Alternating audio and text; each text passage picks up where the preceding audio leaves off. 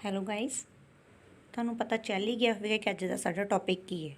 ਬੋਲਚਾਲ। ਕਿਸੇ ਵੀ ਵਿਅਕਤੀ ਦੀ ਜ਼ਿੰਦਗੀ ਦੇ ਵਿੱਚ ਬੋਲਚਾਲ ਦਾ ਸਹੀ ਤਰੀਕਾ ਹੋਣਾ, ਸਲੀਕਾ ਹੋਣਾ ਬਹੁਤ ਜ਼ਰੂਰੀ ਹੈ। ਕਿਸੇ ਵਿਅਕਤੀ ਦਾ ਪੜ੍ਹਿਆ ਲਿਖਿਆ ਹੋਣ ਦੇ ਨਾਲ ਨਾਲ ਉਸ ਨੂੰ ਸਹੀ ਬੋਲਚਾਲ ਦਾ ਤਰੀਕਾ ਵੀ ਆਉਣਾ ਜ਼ਰੂਰੀ ਹੈ।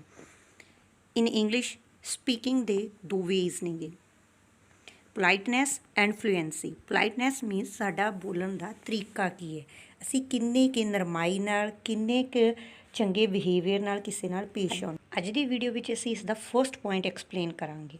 ਪੋਲਾਈਟਨੈਸ ਹੈ ਕਿ ਅਸੀਂ ਕਿਸ ਤਰ੍ਹਾਂ ਬੋਲਦੇ ਹਾਂ, ਸਾਡੇ ਬੋਲਣ ਦੇ ਤਰੀਕੇ ਤੋਂ ਅੱਗੇ ਵਾਲਾ ਸਾਡਾ ਕੀ ਅੰਦਾਜ਼ਾ ਲਗਾਉਂਦਾ ਹੈ।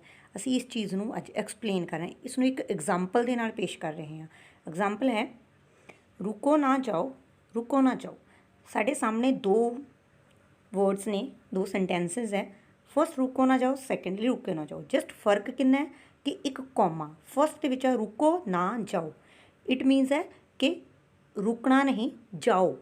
ਐਂਡ ਸੈਕਿੰਡ ਹੈ ਰੁਕੋ ਨਾ ਜਾਓ, ਮੀਨਸ ਰੁਕ ਜਾਓ, ਜਾਓ ਨਾ।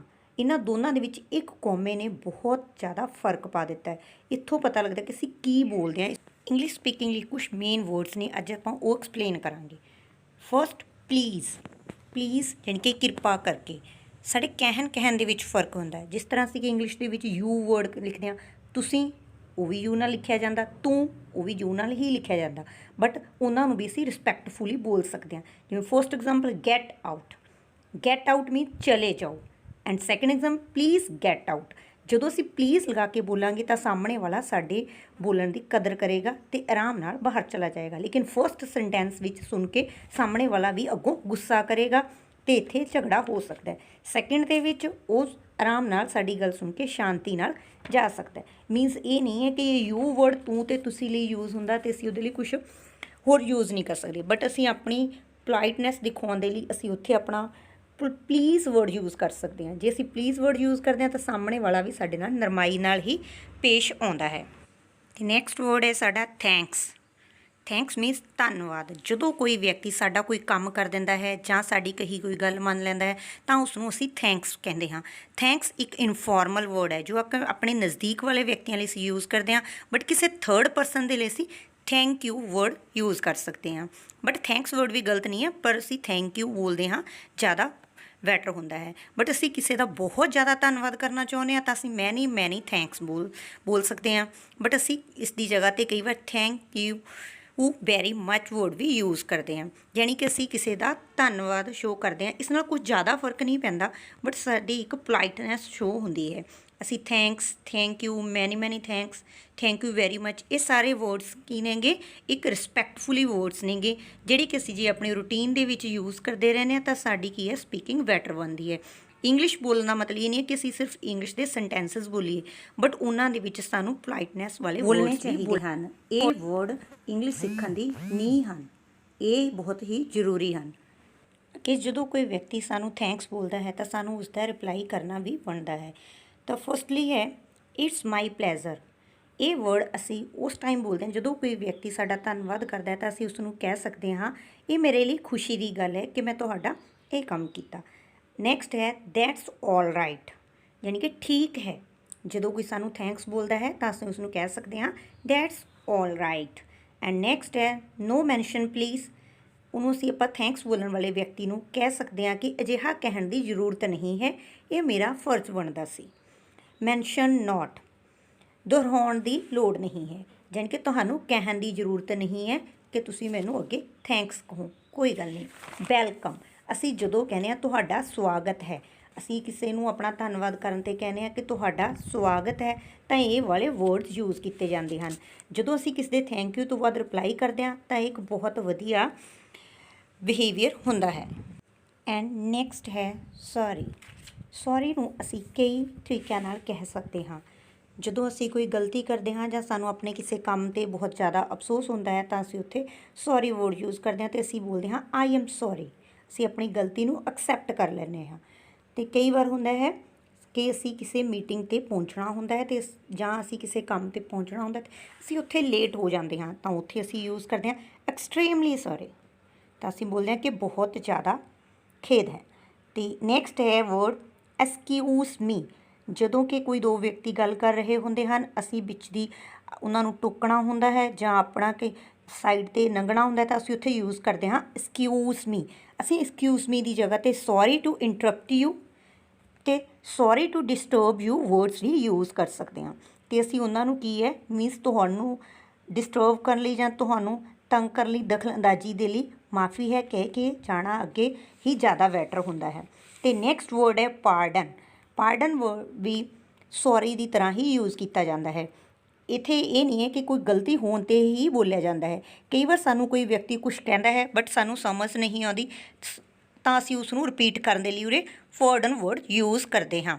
ਐਂਡ ਨੈਕਸਟ ਵਰਡ ਹੈ ਨੋ ਮੈਂਸ਼ਨ। ਨੋ ਮੈਂਸ਼ਨ ਦਾ ਮਤਲਬ ਹੈ ਕੋਈ ਗੱਲ ਨਹੀਂ। ਜਿਸ ਤਰ੍ਹਾਂ ਕਿ ਅਸੀਂ ਥੈਂਕ ਯੂ ਤੋਂ ਬਾਅਦ ਨੋ ਮੈਂਸ਼ਨ ਬੋਲਦੇ ਸੀ, ਉਸੇ ਤਰ੍ਹਾਂ ਅਸੀਂ ਸੌਰੀ ਤੋਂ ਬਾਅਦ ਵੀ ਨੋ ਮੈਂਸ਼ਨ ਬੋਲ ਸਕਦੇ ਹਾਂ ਕਿ ਕੋਈ ਗੱਲ ਨਹੀਂ ਹੈ। ਅਤੇ ਨੈਕਸਟ ਵਰਡ ਹੈ ਵੈਲਕਮ। ਵੈਲਕਮ ਹੁੰਦਾ ਹੈ ਸਵਾਗਤ, ਯਾਨੀ ਕਿ ਇਹ ਵਰਡ ਨੋਟ ਮੈਂਸ਼ਨ ਦੀ ਜਗ੍ਹਾ 'ਤੇ ਵਰਤਿਆ ਜਾਂਦਾ ਹੈ। ਇਸ ਤੋਂ ਬਿਨਾਂ ਅਸੀਂ ਕਿਸੇ ਦਾ ਸਵਾਗਤ ਕਰਨ ਦੇ ਲਈ ਜਦੋਂ ਸਾਡੇ ਕੋਈ ਘਰ ਆਉਂਦਾ ਹੈ ਤਾਂ ਅਸੀਂ ਉਸ ਨੂੰ ਵੈਲਕਮ ਵਰਡ ਕਰਦੇ ਹਾਂ, ਯਾਨੀ ਕਿ ਕਿਸੇ ਦਾ ਸਵਾਗਤ ਕਰਦੇ ਹਾਂ।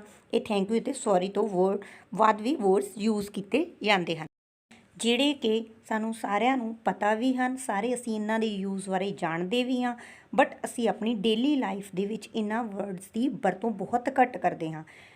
ਇਹਨਾਂ ਵਰਡਸ ਨੂੰ ਹਮੇਸ਼ਾ ਸਾਨੂੰ ਆਪਣੀ ਸਪੀਕਿੰਗ ਦੇ ਵਿੱਚ ਯੂਜ਼ ਕਰਨਾ ਚਾਹੀਦਾ ਹੈ। ਇਸੇ ਤਰ੍ਹਾਂ ਥੋੜ੍ਹੇ ਥੋੜ੍ਹੇ ਵਰਡਸ ਅਸੀਂ ਜੇ ਸਪੀਕਿੰਗ ਦੇ ਵਿੱਚ ਯੂਜ਼ ਕਰਾਂਗੇ ਤਾਂ ਸਾਡਾ ਵੇ ਆਫ ਸਪੀਕਿੰਗ ਅਸੀਂ ਇੰਗਲਿਸ਼ ਦੇ ਵਿੱਚ ਟਰਾਂਸਫਰ ਕਰ ਸਕਦੇ ਹਾਂ। ਵਿਦ ਗ੍ਰੇਟ ਪਲੈਜ਼ਰ, ਬੜੀ ਖੁਸ਼ੀ ਨਾਲ। ਜਦੋਂ ਕੋਈ ਦੋਸਤ ਜਾਂ ਦੋਸਤ ਮਿੱਤਰ ਕੋਈ ਵੀ ਇੱਕ ਦੂਜੇ ਦਾ ਕੰਮ ਕਰਦੇ ਹਨ ਜਾਂ ਇੱਕ ਦੂਜੇ ਦੇ ਕਹਿਣ 'ਤੇ ਕੰਮ ਕਰਨ ਲਈ ਤਿਆਰ ਹੁੰਦੇ ਹਨ ਤਾਂ ਉਹ ਬੋਲਦੇ ਹਨ ਵਿਦ ਗ੍ਰੇਟ ਪਲੇਜ਼ਰ, ਯਾਨੀ ਕਿ ਵਿਦ ਗ੍ਰੇਟ ਪਲੇਜ਼ਰ ਬੋਲ ਸਕਦੇ ਹਾਂ, ਯਾਨੀ ਕਿ ਇੱਕ ਦੂਜੇ ਨਾਲ ਅਸੀਂ ਆਪਣੀ ਸਹਿਮਤੀ ਜਤਾਉਂਦੇ ਹਾਂ। ਨੈਕਸਟ ਨੋ ਥੈਂਕਸ। ਜਿਸ ਤਰ੍ਹਾਂ ਥੈਂਕਸ ਦੀ ਆਪਣੀ ਵੈਲਿਊ ਹੈ ਉਸ ਤਰ੍ਹਾਂ ਨੋ ਥੈਂਕਸ ਦੀ ਵੀ ਸੇਮ ਵੈਲਿਊ ਹੈ।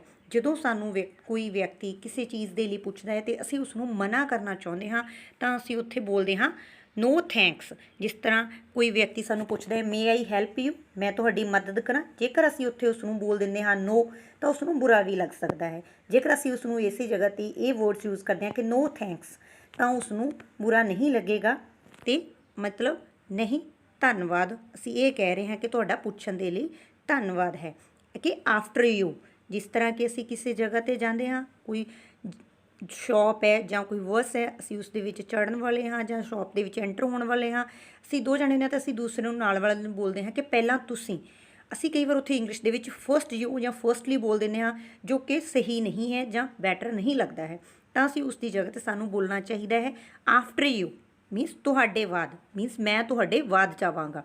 ਅਸੀਂ ਇਹ ਵਰਡ ਯੂਜ਼ ਕਰ ਸਕਦੇ ਹਾਂ। Next is glad to meet you.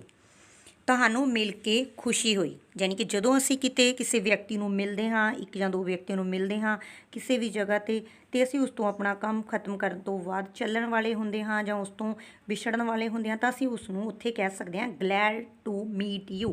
ਤੁਹਾਨੂੰ ਮਿਲ ਕੇ ਬਹੁਤ ਖੁਸ਼ੀ ਹੋਈ, ਗਲੈਡ ਟੂ ਮੀਟ ਯੂ, ਤਾਂ ਕਿ ਅਗਲੇ ਨੂੰ ਇਹ ਲੱਗੇ ਕਿ ਵਿਅਕਤੀ ਮੈਨੂੰ ਮਿਲ ਕੇ ਬਹੁਤ ਜ਼ਿਆਦਾ ਖੁਸ਼ ਹੈ। So nice of you.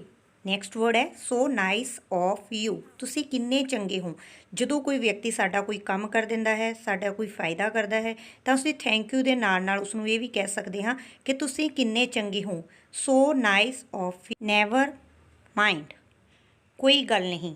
ਜਦੋਂ ਕਿਸੇ ਵਿਅਕਤੀ ਤੋਂ ਤੁਹਾਡਾ ਕੋਈ ਛੋਟਾ ਨੁਕਸਾਨ ਹੋ ਜਾਂਦਾ ਹੈ ਜਾਂ ਕੋਈ ਚੀਜ਼ ਟੁੱਟ ਜਾਂਦੀ ਹੈ ਤਾਂ ਤੁਸੀਂ ਉੱਥੇ ਕੀ ਕਹਿ ਸਕਦੇ ਹੋ। ਜਦੋਂ ਤੁਹਾਨੂੰ ਸੌਰੀ ਕਹਿਣ ਵਾਲਾ ਹੁੰਦਾ ਹੈ ਤਾਂ ਤੁਸੀਂ ਉੱਥੇ ਕਹਿ ਸਕਦੇ ਹੋ never mind, never mind. Speaking ਦੇ ਲਈ ਇਹਨਾਂ ਵਰਡਸ ਨੂੰ ਮੈਜਿਕ ਵਰਡਸ ਕਿਹਾ ਜਾਂਦਾ ਹੈ, ਕਿਉਂਕਿ ਇਹ ਵਰਡਸ ਅਜਿਹੇ ਵਰਡਸ ਹਨ ਜੇਕਰ ਅਸੀਂ ਆਪਣੀ ਡੇਲੀ ਰੂਟੀਨ ਦੇ ਵਿੱਚ ਯੂਜ਼ ਕਰਦੇ ਹਾਂ ਤਾਂ ਇਹ ਸਾਡੇ ਬਿਹੇਵੀਅਰ ਦੇ ਵਿੱਚ ਪੋਲਾਈਟਨੈਸ ਨੂੰ ਸ਼ੋ ਕਰਦੇ ਹਨ।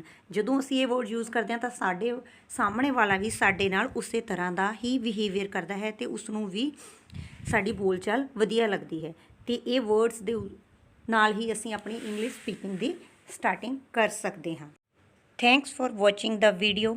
ਜੇਕਰ ਵੀਡੀਓ ਵਧੀਆ ਲੱਗੀ ਤਾਂ ਕਮੈਂਟ ਕਰਕੇ ਜ਼ਰੂਰ ਦੱਸਿਓ ਅਤੇ ਸੁਜੈਸਟ ਕਰਿਓ ਕਿ ਕਿਸ ਤਰ੍ਹਾਂ ਦੀ ਵੀਡੀਓਜ਼ ਹੋਣੀ ਚਾਹੀਦੀਆਂ ਹਨ। Please like, share and subscribe my channel and thanks. Have A nice day.